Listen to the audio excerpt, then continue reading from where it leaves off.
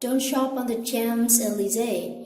The Champs-Elysées may once have been the most beautiful avenue in the world, but its fortunes have risen and fallen many times, and is currently overrun with global chain stores, auto dealerships, and movie multiplexes. Aside from the uber-glam Vuitton flagship, which draws label addicts in droves, you find yourself dodging throngs of teens at your church baths, McD's, and Sephora, wondering what in God's name all the fuss is about. And whatever you do, don't succumb to hunger on the strip. The cafes spray on tourists, and the local would be caught dead in one. Instead, shopping buried this day means to think beyond culture-lined boulevards and back high streets. The good stuff will be in emerging shopping neighborhoods like North Murray, where you can shop brands of crafters like Kitson, Officine General, Satin, Papier Tiger, Rue de Rochadelle, in the 10th arrondissement for accessories and home goods, at Atelier Caroons, Germany, or La Treasury, and in rather center town at Les Harris, Parisian design goods, from Sepsing or emerging French designer at Le Exception. Even the department stores like Galeries Lafayette and Printemps are in the business of diversifying their offerings.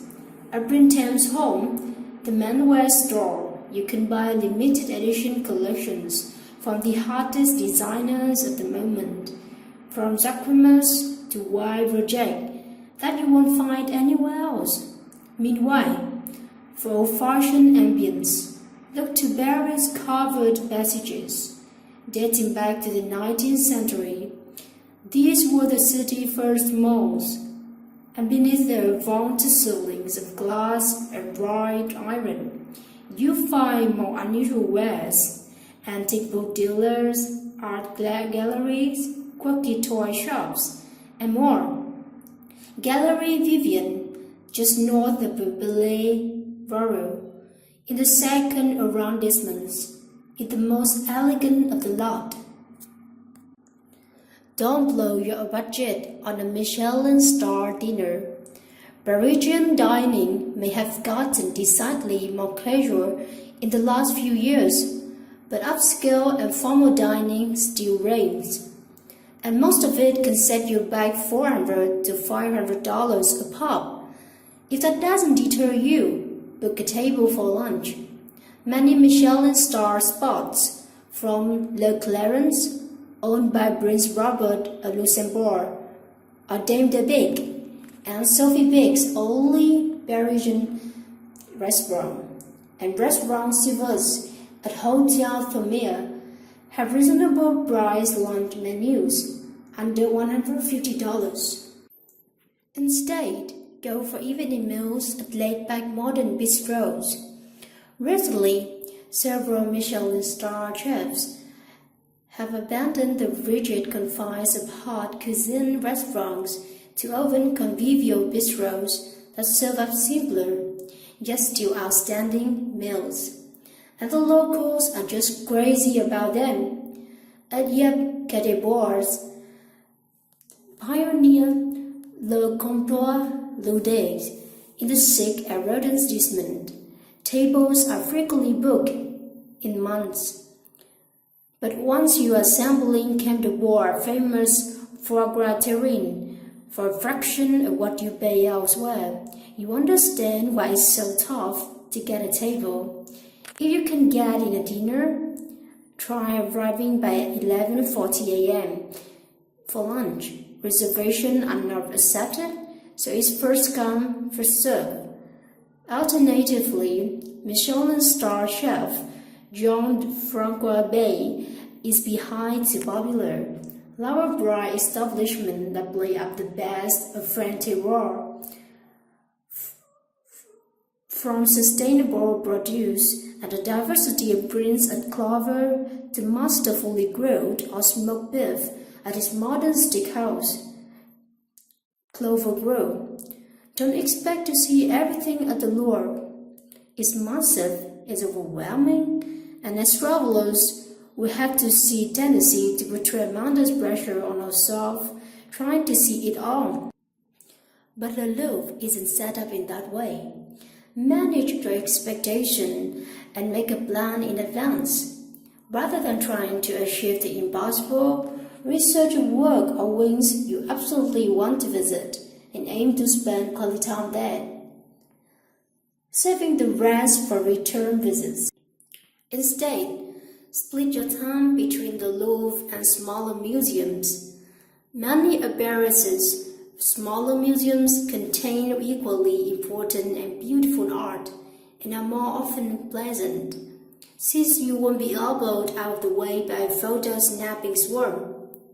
You will find Monet, famous nymphier, water lily, murals in the Musée l'Orange at the far end of Tuileries Gardens, the Musée Montmartre, home to the world's largest collection of Monets, and the Musée Rodin, housed in a luminous villa with a lovely garden, is one of the most romantic places in all of Paris.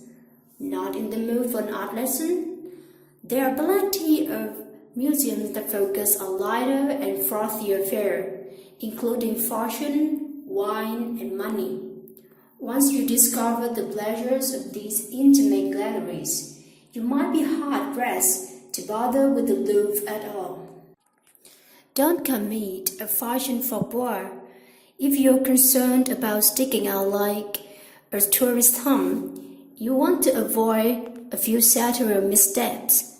Shorts and trendy sneakers aren't necessarily off-limits anymore. Think brands like Nike, Vuitton, Converse, Vans. Preparations will be onto you if these shorts are excessively baggy and have cargo pockets. But above all, avoid selfie stick altogether. It will only secure you the wrath of locals and attract unwanted attention from pickpockets and scam artists. Instead, dress as the locals do. Parisian style isn't really about dressing to the nines. In fact, the French are quite casual these days. They just want to master the art of clean, coordinated look. Here are a few tips to keep your attire simple, tidy, and thoughtfully assembled. Neutral colors are always a safe bet. Accessorize with a single bow, scarf, hat, or drawer, but please do not three at once. And make sure things fit the way they should, no sagging or squeezing. Complete your outfit with a fitted jacket and the best shoes in your closet. The final effect, you should look utterly effortless and send a message of confidence. Don't get around town in a cab. Taxis can be hard to come by and can't be flagged down on the street. You need to call ahead for one or find a taxi stand. Cabbing around town also leaves you vulnerable to Paris's famously snarl traffic. Caroling to a haunt on a narrow one-way street, then watching the meter tick, even upward while you are trapped behind a double-parked car, is a definite buzzkill. Instead, take to heart the French haute flaneur.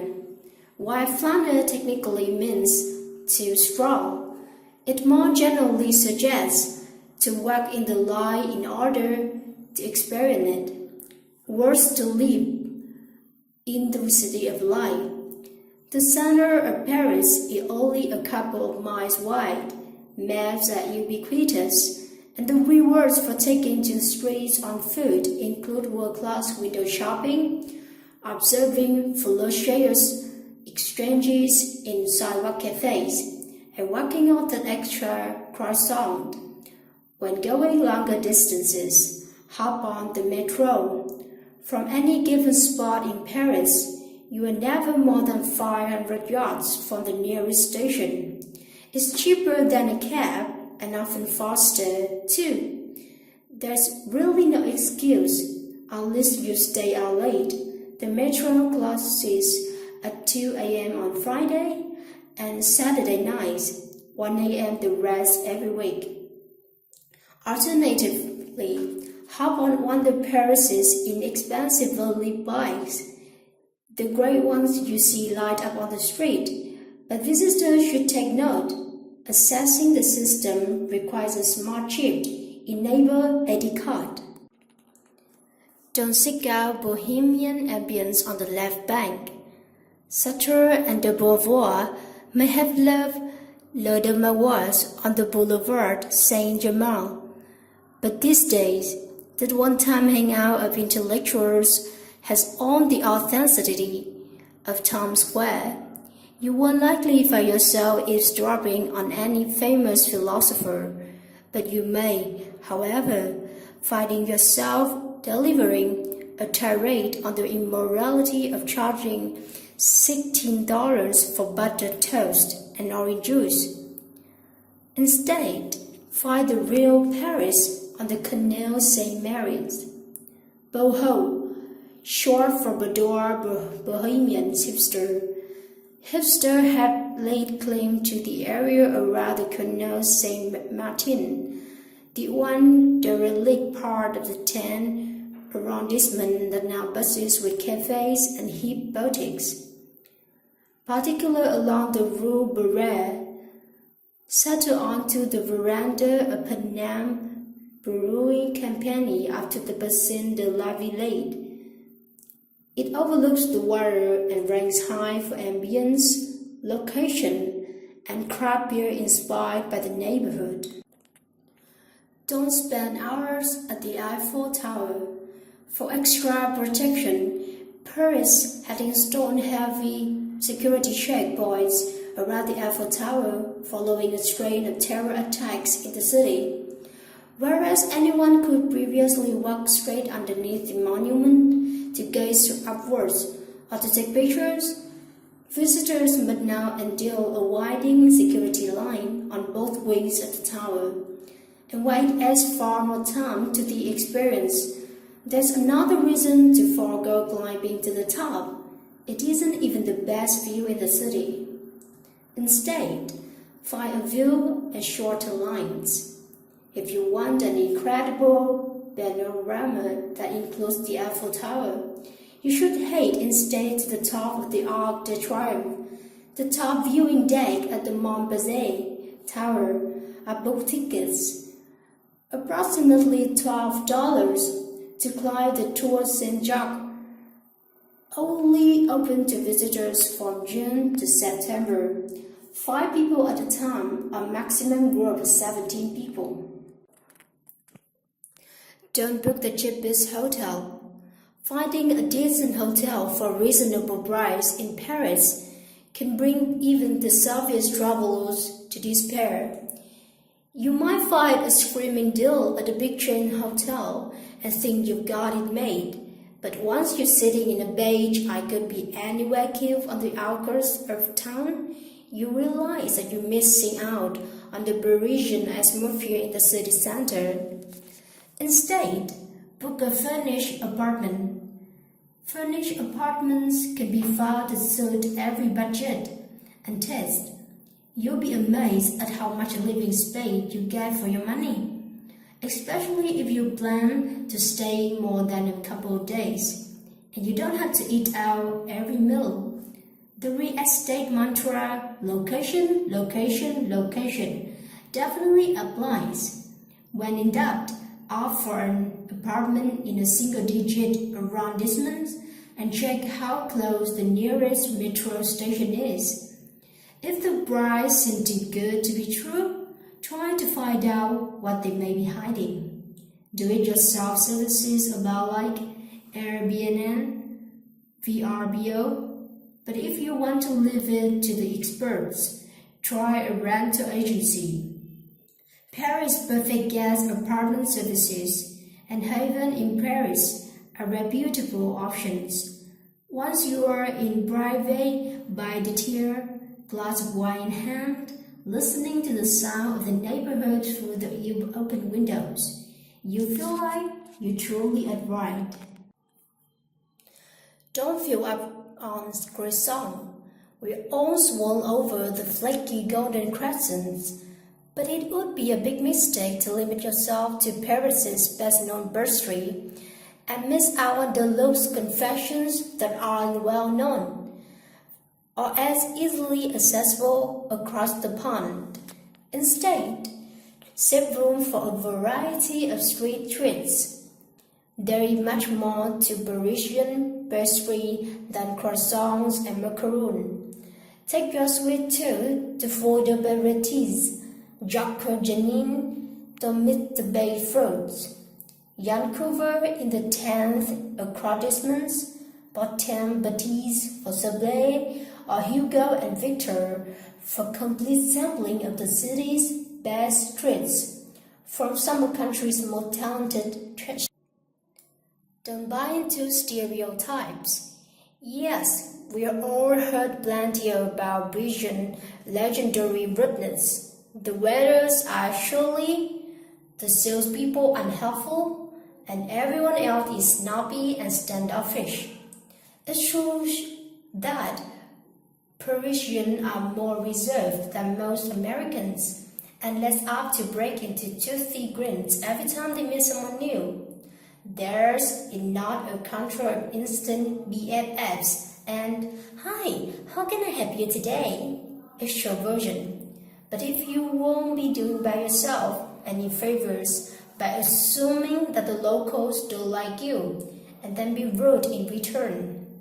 Instead, be mindful of your manners. Try to understand and intimate the local customs, and you will no doubt be obliged regretted for your efforts. Do learn a few French words and phrases, even if it's just a crash course on the flyover, and your delivery is less than perfect, and the fact that you are trying will win points. Salespeople in smaller boutiques greet customers and expect to be greeted in return. A simple "bonjour, ma'am" upon entering a shop will do wonders for your status there. And note that French people tend to talk softly. Their voices never carry in the streets, on the metro, or even when they are sitting at the next table. Keep your voice low, too, and some of your neighbors might even venture